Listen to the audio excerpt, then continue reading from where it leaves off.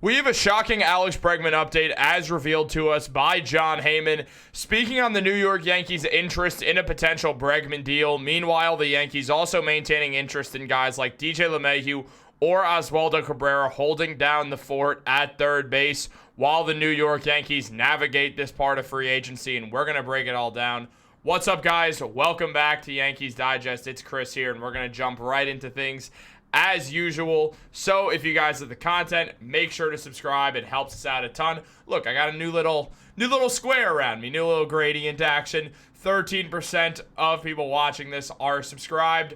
Let's get those numbers up, but more importantly, let's jump into some baseball talk, because Alex Bregman is someone who the Yankees have been interested in Bregman for a long time. And honestly, guys, we're going to have to make this thing a little bigger also. We're making some changes over here at Yankees Digest. Look at that. Look how beautiful it looks now. But look, Alex Bregman is someone the New York Yankees have shown a degree of interest in since he hit free agency. And the New York Yankees were not looking at him initially, but after losing Juan Soto and the Yankees needing more help in the infield, Bregman has become a guy who is certainly on the Yankees' list of targets at third base. Now, there's been a lot of noise that the Yankees are done spending real money, and they kind of just want to make smaller moves at this point, specifically the bullpen. And I do have a bullpen video coming out, I promise, so we are going to talk more about that soon. However, Jon Heyman has revealed a major update about Alex Bregman and the New York Yankees. Now, here's what he said. He said that there's Yankees people that love Alex Bregman, but question whether Yankee Stadium is right for him. And it's possible that they hope DJ LeMahieu regains health to fill the third base void. Now, look, here's the thing, guys. If the New York Yankees were able to get DJ LeMahieu back, and DJ LeMahieu could just play like DJ LeMahieu, we don't need 2019 DJ, we need like 2021 DJ. If he can do that, if he could step in at third base, when he moved over there, showed the elite fielding that he has, the elite contact hitting, that would be otherworldly huge for the New York Yankees. They paid him to be that guy, and since they paid him, his production has dropped off, but it's been a lot due to injuries. Now, DJ's older right now, and the Yankees are hoping that LeMahieu can get back to health so they could use him in a big role. I mean, there'd be a world where if he started hitting, the Yankees would throw him back into that leadoff hitter role. The Yankees still don't have an established leadoff hitter, and one of the things about Bregman is signing him does not help you get anywhere further with an established leadoff hitter.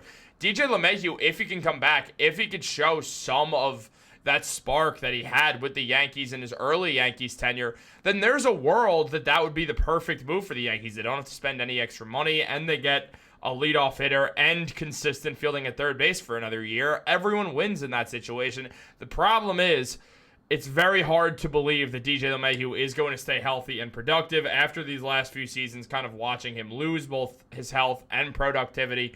It's certainly worrisome at this point in LeMahieu's career. So obviously that's a little bit worrisome, but taking a look at Alex Bregman will make it a little bit bigger. I mean, good year last year, 4.1 WAR, 26 home runs as a guy who's not really there to hit home runs, above average OPS plus. He did his thing, and he's a phenomenal fielder, and he gives the Yankees another very good, very helpful player to have who knows how to win, who knows how to play in the playoffs and in big moments, has been in big moments his entire career. At just 30 years old, Alex Bregman is in the prime of his MLB career still, and moving to a team like the Yankees where he idolized Derek Jeter might wake him up and really shows some great productivity outside of Alex Bregman. But as we said, there's the fear that what if he can't perform in Yankee Stadium? Now, taking a look at a Clutch Points article, and Clutch Points is up and down with their production and what they put out, but they had some good points in an article they wrote. We're discussing that LeMahieu, Oswaldo Cabrera, or Oswald Peraza are options at either second or third base, with Jazz Chisholm Jr. playing the other position. Almost certainly Jazz will be at second base. It's a more important infielding position, and Jazz is the best fielder out of anyone named here. Although Bregman would fill that hole at third base, he would require a long-term contract, as we know, and it would cost the Yankees draft compensation because he turned down the qualifying offer from the Houston Astros. And that's what makes things worrisome.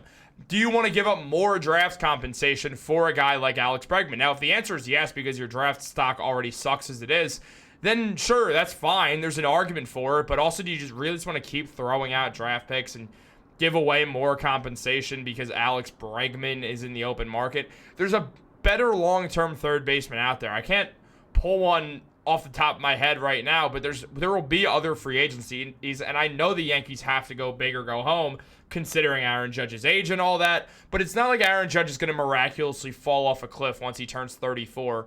I mean, remember, Barry Bonds' best hitting years were from 35, more around age 35 to 37, so it's not like Aaron Judge is going to lose his ability to hit, but there's certainly the fact that Garrett Cole's 35. The Yankees aren't exactly the youngest team in the MLB by any means. They have to do whatever it takes to win a World Series as soon as humanly possible. So there's a lot of arguments in either way that you might want to defer a year and hope LeMahieu comes back to form. And if things don't work out, you could try to work out a trade in season for a third baseman. Or maybe hope that Oswald Peraza shows up and really shows out like the really, really highly touted prospect that we all saw initially, that we all were hoping for. Or there's a world where you go with Cabrera and you take the great fielding and below average hitting and throw him ninth in that lineup because he's a switch hitter, so it makes a bunch of sense to do that. They have some options. Bregman's obviously the most appealing one, but he's also by far the most expensive one. I'll be honest, I don't exactly think the Yankees are going to be able to sign Alex Bregman. I think he's going to go to the Red Sox. The Red Sox have not paid someone yet, and I think they're going to pay someone. Bregman makes sense. Pete Alonso makes sense. Alonso got a deal he doesn't like from the Mets for 3 years, $90 million in total. He does not like that. He wants somewhere in the near $200 million. The Red Sox, if they're actually going to pay someone, who knows? They're a weird team. They might do that. But also you look at DJ LeMahieu, and LeMahieu last season just, it wasn't pretty to watch. We'll say that much. I mean, a 204 batting average, which is absolutely plummeted. OPS was 527, which is straight up disgustingly awful. His OPS plus was 50. Now, his average OPS plus is 100. That is the league average also, so he did half the league average. I mean, mind you, average OPS is 750, so LeMahieu absolutely just was not good in that department either. Nothing about LeMahieu's season last year was good at all. The entire season he played terribly. He was hurt a lot. He couldn't stay on the field. It limited his production, and DJ LeMahieu he didn't look good, man. He did not look good.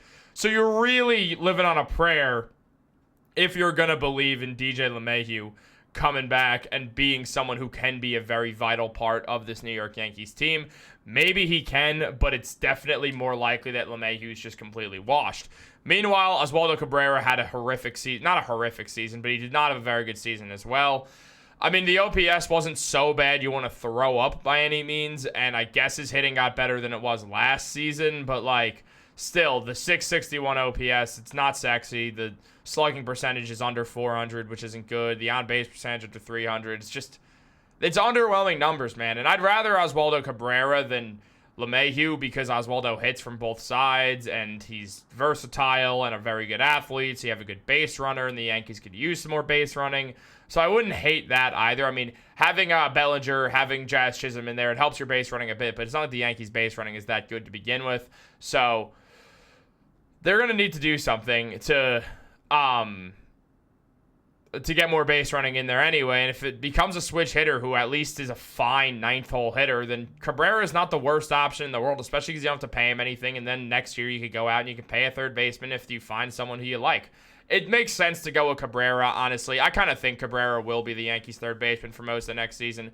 But also there's the option of Oswald Peraza, who's hardly played in the MLB. I mean, he's had 232 career at-bats. He had 10 last season. He actually hit a home run in one of those, and the numbers looked good in the very, very limited time. Above average OPS, great slugging percentage because he hit that home run. OPS plus 113.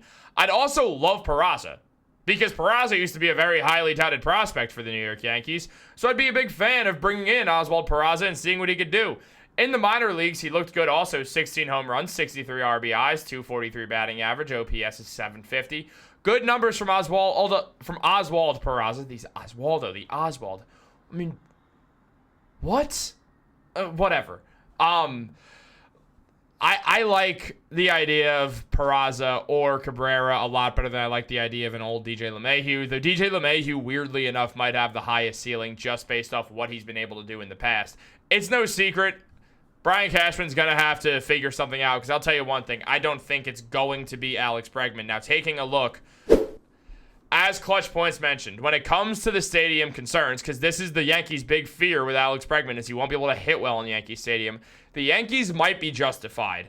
Bregman has 210 career home runs, playing in a ballpark that is friendly to right-handed hitters. If he had played all of his games in his career at Yankee Stadium, he would have 153 home runs. Now, that's according to Baseball Savant. They know what they're talking about. So while Bregman is still a quality player who would likely help the Yankees, the team would likely not get as much offensive production out of him than the Astros did. And that's the thing. Are you really going to go out there and pay some 7-year contract to a guy who you cannot really trust to be a decent hitter? It doesn't make sense to me. I don't like the idea of paying Alex Bregman. I don't hate the idea of paying Alex Bregman. I just don't love the idea of paying Alex Bregman. I would rather them run with Cabrera or Peraza or LeMahieu for half the season. And if you need to make a trade for a third baseman at the trade deadline, then you handle it then. That is what Brian Cashman should look to do. Let Bregman sign a big deal with a team like the Red Sox or something. It just feels like the most sensible move at this time. But I also do want to know what you guys think. So let me know down below in the comments. Like this video, subscribe, turn on post notifications. Have a great day. Let's get to 5K, guys. Come on. We got it, baby. Go Yankees.